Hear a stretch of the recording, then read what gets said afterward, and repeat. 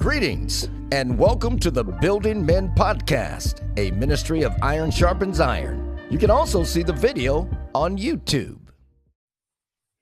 And it's Brian Doyle with Iron Sharpens Iron. I'm here again with Rex and Thomas as we interact about what it means and what it looks like to build men. We have a special guest, special friend on today from Colorado, Tristan Johnson, who leads Elite Men's Ministry, is also connected as the rest of us are in the National Coalition of Men's Ministries. So, Tristan, thanks for joining us on Building Men today. Yeah, thank you for having me, Brian. Appreciate the opportunity and look forward to the discussion.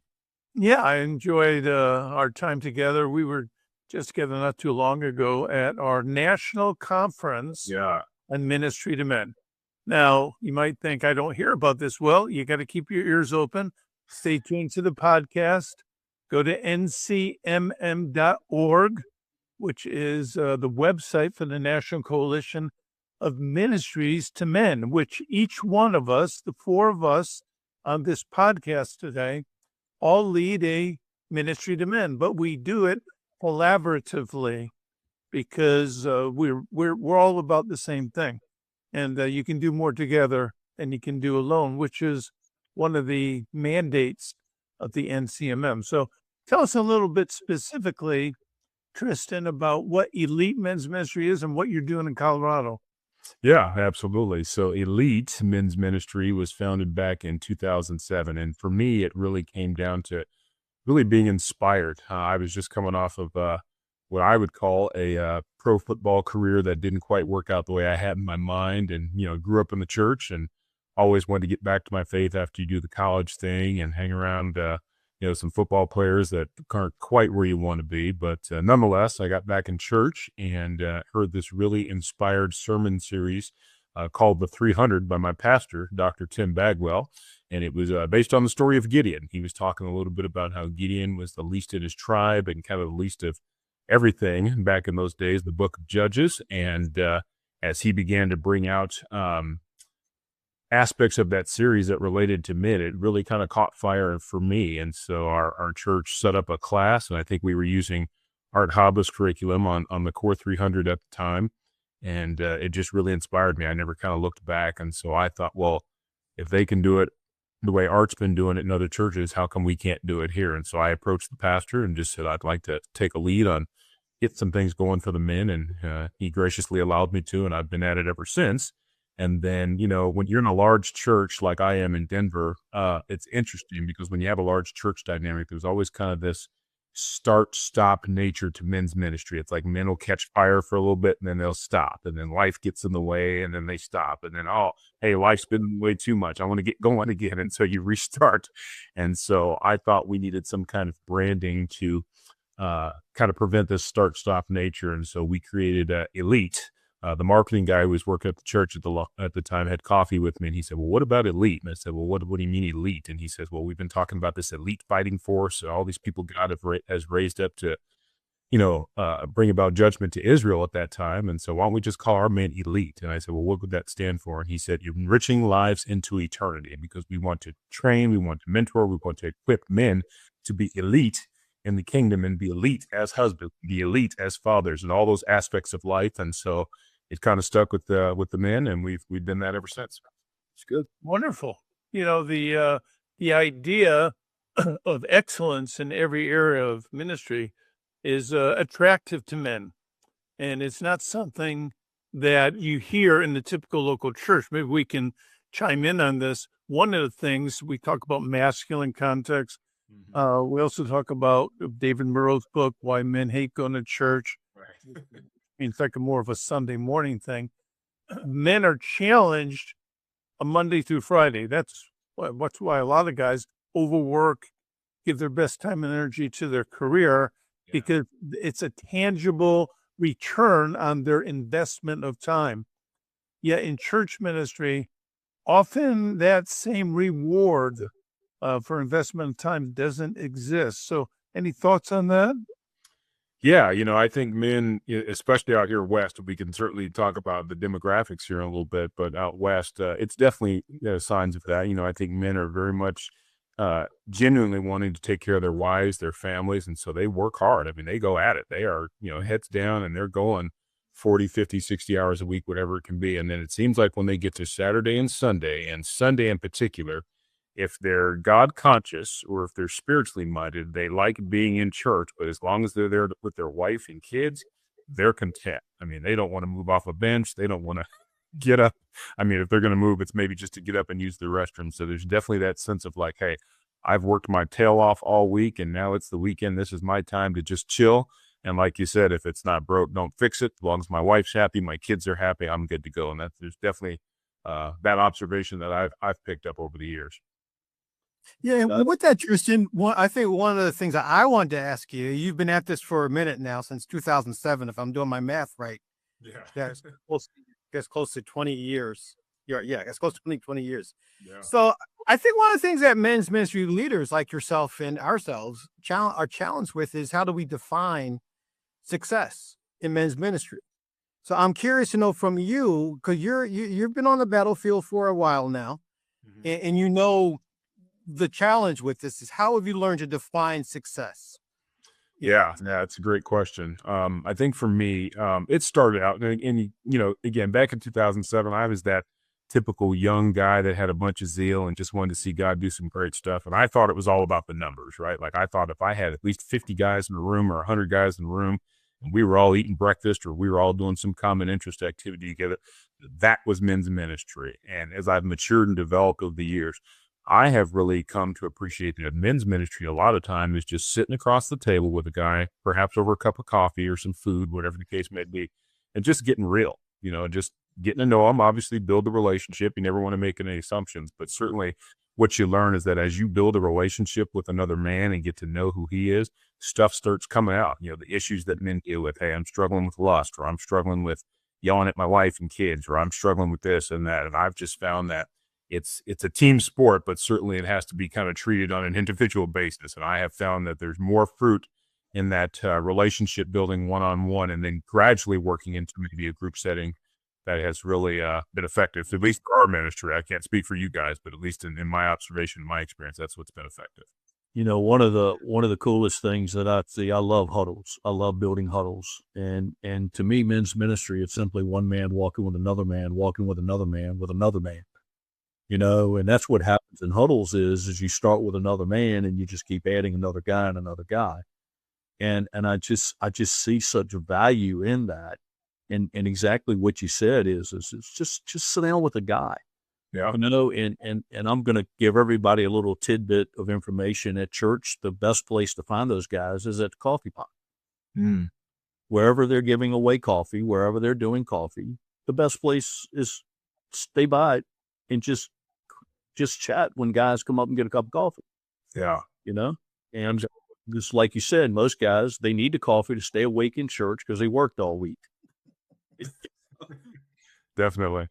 You just reminded me too, Rex, just not to interrupt you, but just a thought came to my mind as you were talking. And, I think that aspect of what you're talking about does take different forms in different areas. So for example, like when I was working in the corporate world years ago, might be dating myself if we talk about that, but I had one of my superiors at the time who was running another department. He used to come up to me all the time and he would say, hey, business in this company doesn't get done in an office. It gets done in a hallway. Could you observe?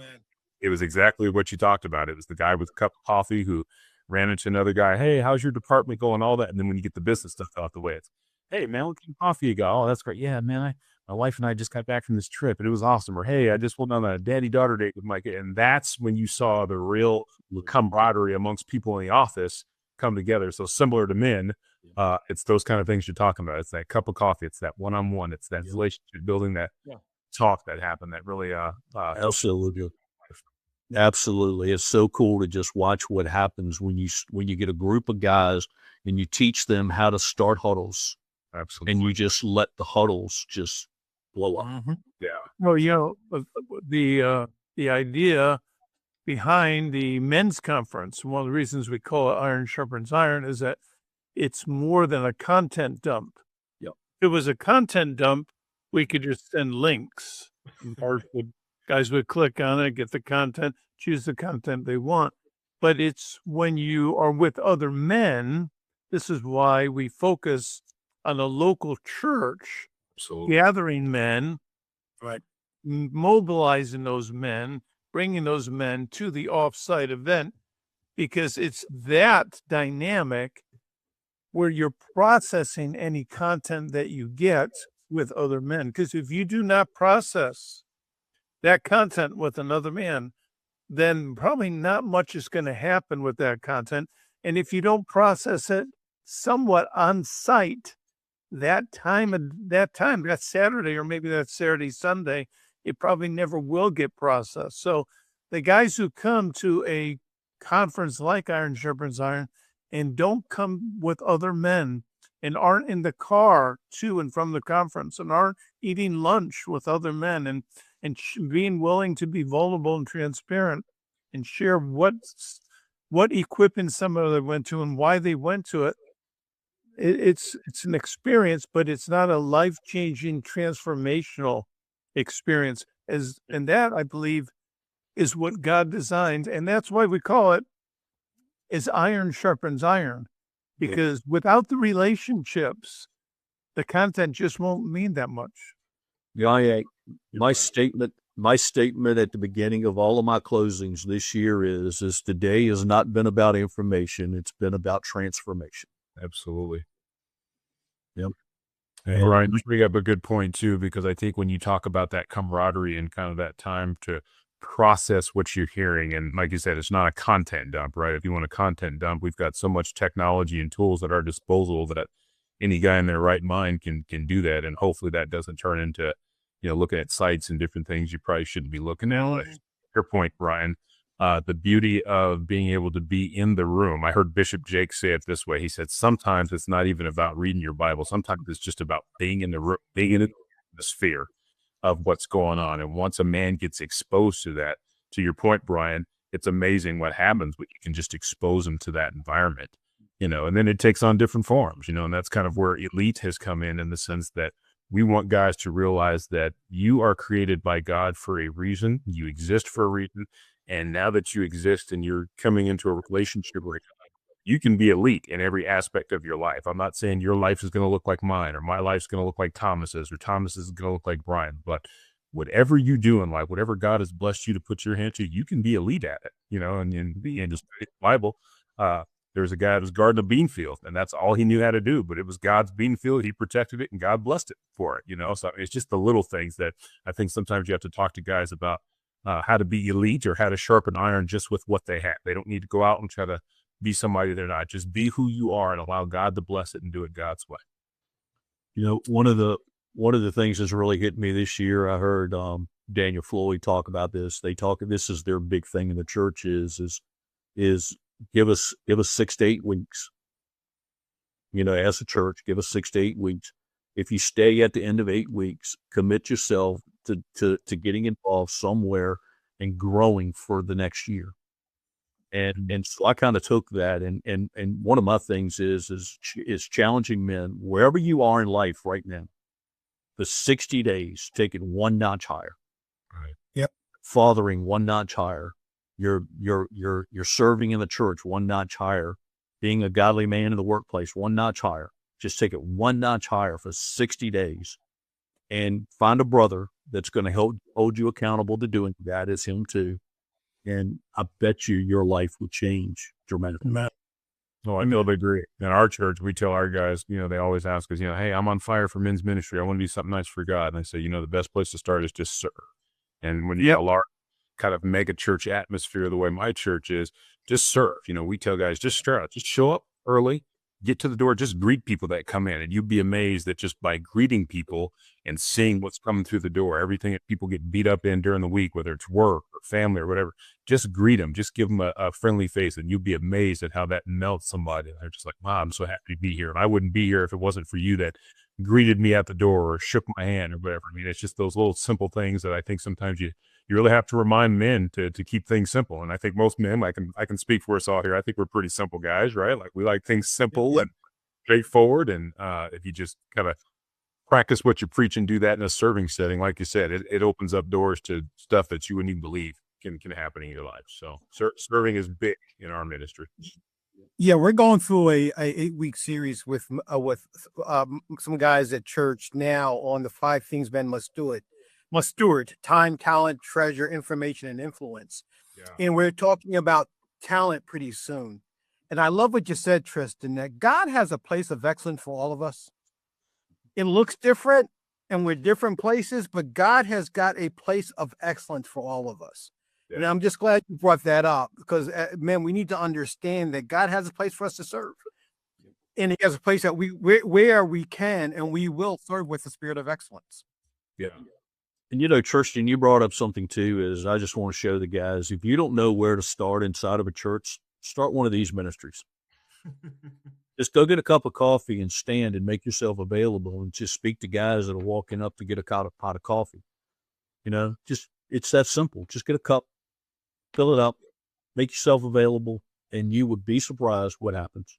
Yeah, no, I totally agree. Again, just making yourself available, and then you never know, God will call your number, and then you're right in position to. And that's another thing we talk about, being positioned to be successful, right? Like, you hear that cliche in sports, and we just got done with the Super Bowl and all that good stuff. But sometimes it's not about, all the other stuff you hear about. Sometimes it's just about being in position. You're the first guy at the door greeting somebody. So because you were in position to greet, now that family continues to come to the church because they remember that experience they had with you as a man, or because you were the third person to sit down and have a cup of coffee with another guy and allow him to open up.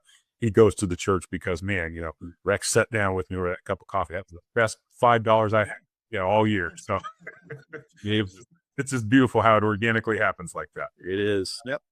We talk frequently about this very simple acronym, FAT, faithful, available.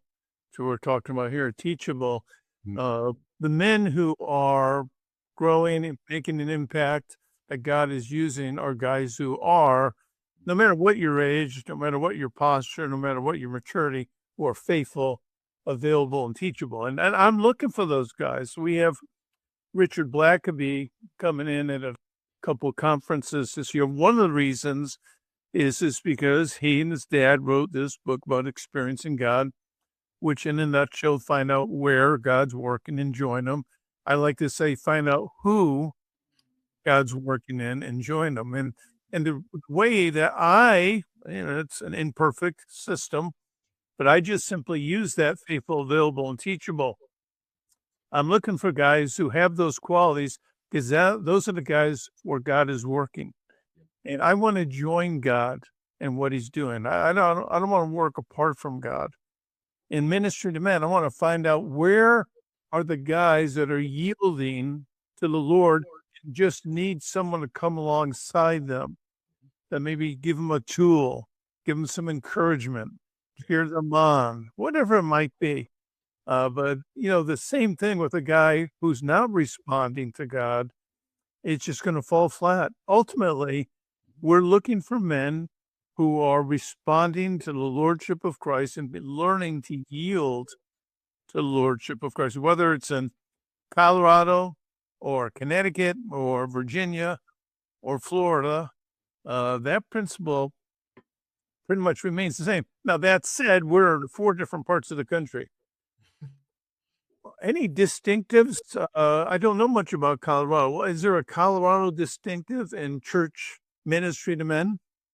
Yeah, that's a great question. I think if you ask 50 people, you're definitely going to get 50 different opinions. But I think my observation is such that, there's definitely this younger generation that is very bold and clear about their hunger and their desire. There's no more appetite for the fluff. There's no more appetite for the, this is how my parents did it when I grew up, or this is how my uncle did it, my aunt, my grandma, grandpa.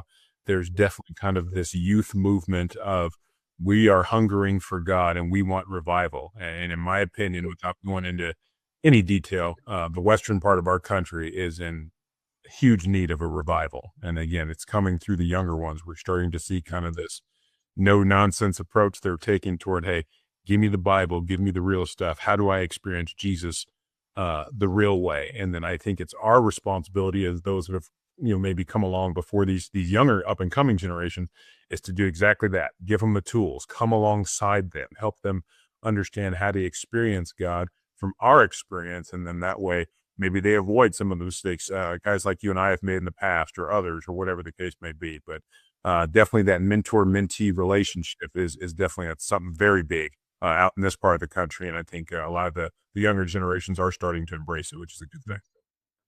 I agree with you. I watched a guy, Dave's a good buddy of mine, and his wife just passed away recently. He wants to get back into doing this stuff. And I watched him at church on Sunday. He made the loop in church, going around to these younger guys, shaking their hands, patting them on the back, and it's just, and these guys are just craving it, just craving it. Yeah. And it's just, he doesn't stay out in the foyer or anything. He goes in and makes his loop in the sanctuary, and then he goes, does something else. In the next service, he makes the loop through the sanctuary. That's just what he does. My ministry's out in the hallway. His ministry's inside. But this guy's 70 years old, and he's loving the younger generation, and they are just responding and stepping out and showing up. It's just, there's a hunger going on with them. And the sad part is the older generation isn't ready for it. Yeah. What? The older generation isn't ready for it. That's the part that, we need to teach these older guys how to, as I like to say, don't clock out, clock in. Yeah. It's time this older generation clocks in and makes themselves available for this generation. If not, we're going to lose them too.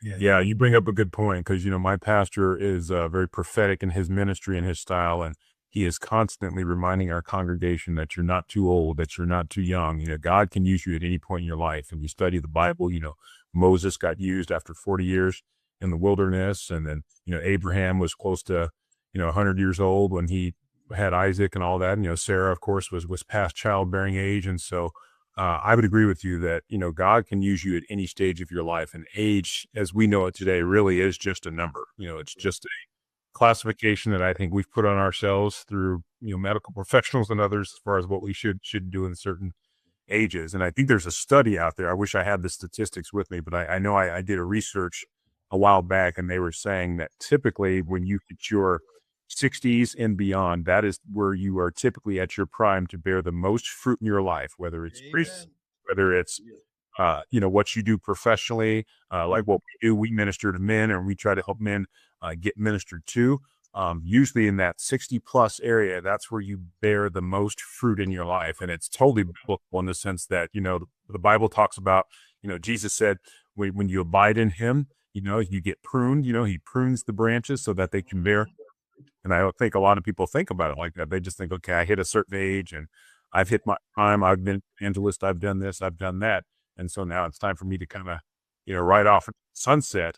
And that's not the case at all. There's nothing biblical about that. In fact, when Caleb and Joshua and that story was going on, Caleb said, hey, I'm 80 something years old, and I feel just as vibrant now to conquer this hill and take this territory that God promised us, So I want to encourage you listening to this that are maybe in that stage not to give up. And to your point, Rex, like, keep going, get the younger ones alongside, take on that mentor relationship, because in doing that, I think you can even strengthen yourself by just alongside someone. So it's not just the mutual benefit of the person being mentored that gets the vibrancy sometimes, but the person that just has the courage to reach out and mentor somebody else that gets reinvigorated too. And it's totally got that reciprocal effect. Yeah, absolutely. If you're an older man, those are some good models. I'm just going to give you one that's now a Bible model, but it's kind of our previous generation. So many of us I've seen this book called Maximize Manhood, written by Dr. Edwin Cole, who did a few different things in ministry. I'm just going to use words like he bounced around a little bit, including in Connecticut. You might know about this, Thomas, right? Oh, absolutely. So right around age 60, he just began to get rid of some of the other and began to focus on men. He began to build godly men. He began to say no to other things and build alliances, build a training model, and focus on mentoring, kind of what you were talking about, Tristan. And thus, what came out of it was, Christian Men's Network. It started with a guy who focused on men in his later years of life. And I think sometimes it takes getting to a little bit later years in life to really understand the calling that God's placed. So if you're a little bit later in life and you're listening to this podcast, take heart. Just Tristan said, the fruitful years are still ahead of you. Man, keep your eye on the summer series. We're going to be talking about the older generation reaching the younger generation. So keep your eye open. It's coming. Yeah. And I will also say, as we look at this spring, if you're near an Iron Shepherd's Iron Conference, invite a guy to join you. I know as a young man, when I have 5 children, when they were little, kind of like Tristan's age, 5, 7, 9, 11, all that kind of stuff. It was hard to leave them and go to a men's conference, even though I knew it was probably good for me. It kept me sharp, but yet I worked all week and I was leaving my kids again. You need an invite. You need a personal invite. You need an older man that comes alongside and you process that content together. So, Lord, I pray for favor on older men to invest in younger men, to take the step of faith, to share what they've lived and learned, to be vulnerable and honest and open and transparent, to be able to let our mistakes be known so that others won't make the same ones. So I pray for myself that I would be that kind of man. So we trust you for that. Thanks for Tristan and what he's doing in Colorado. Thanks. We ask that you would give him unmerited favor, especially in this season as being a young dad and husband. So we trust you for that and thank you for our time in Jesus' name. Amen. Yeah. Good to be with you, man. Tristan, thanks so much, man. Appreciate your time, guys. Have a good one. Good night.